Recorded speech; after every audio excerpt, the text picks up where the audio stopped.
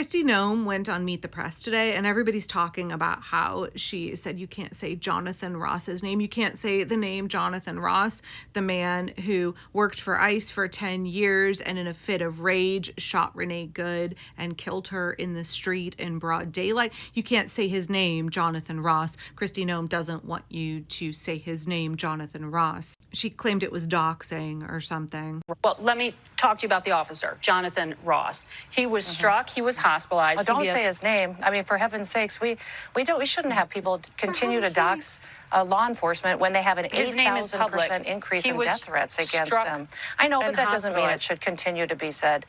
His life, he got attacked with a car that was trying to take his life, and then the people have attacked him and his family, and they are in jeopardy. And we have law enforcement officers every day who are getting death threats and getting attacked at their hotels. Well, can you tell me about his status right now? Thrown at them.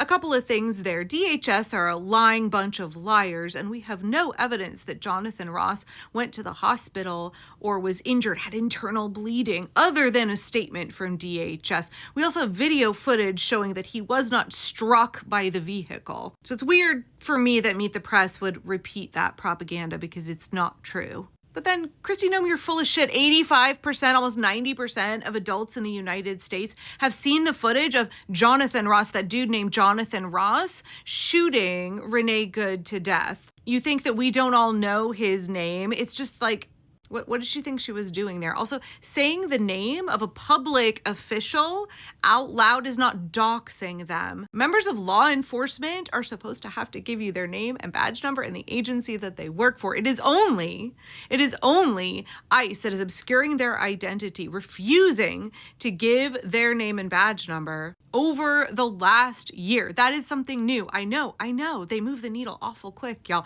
It's not normal for law enforcement to be anonymous thugs. The reason they have to wear a uniform, the reason they have a name and badge number visible, a lot of law enforcement have to have their name on their helmet or visibly displayed on the front of their uniform, is because they are held accountable under the law. If they are anonymous and masked, they're just a bunch of criminals who feel free to violate the law and are trying to avoid accountability. And I don't know about you, but I just saw that whole interaction as like really, really strange.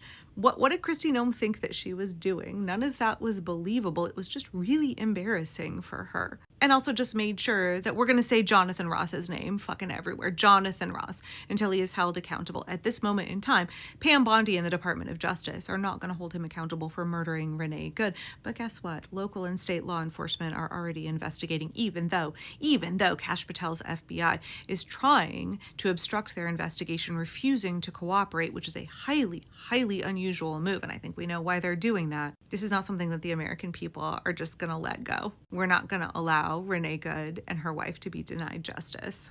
And likewise, local and state law enforcement in Minnesota are not going to let Jonathan Ross get away with it. Sure, but you just said millions. What's the breakdown of the percentage of those who you have in custody who have actually committed a criminal offense versus just the civil infraction?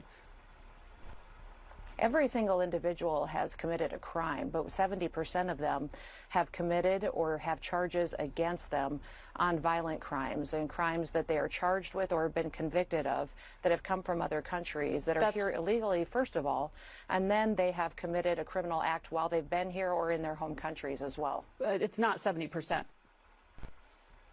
Yes, it is. It absolutely is. 70% of everyone you guys keep changing your percentage. You pick and choose what numbers you think work, but that is the facts, is that 70% of the people that we have detained have charges against them or have been convicted of charges, and they need to be brought to justice. And we're going to keep doing that no matter how much you guys keep lying and don't tell the public the truth. It absolutely is that these law enforcement officers are out there every day doing the work to protect the American people, and they will keep doing that because they believe in enforcing the law, which is exactly what President Trump has charged them with. Okay. Well, our reporting is that 47%, based on your agency's own, 47% have criminal convictions against them. But let's talk about the other numbers. You're wrong again. Absolutely. We'll get you the correct numbers so you can use them in the future. Well, that's from your agency. This is my impression of an owl Kristi Noem would shoot down faster than her own puppy. Who? Jonathan Ross?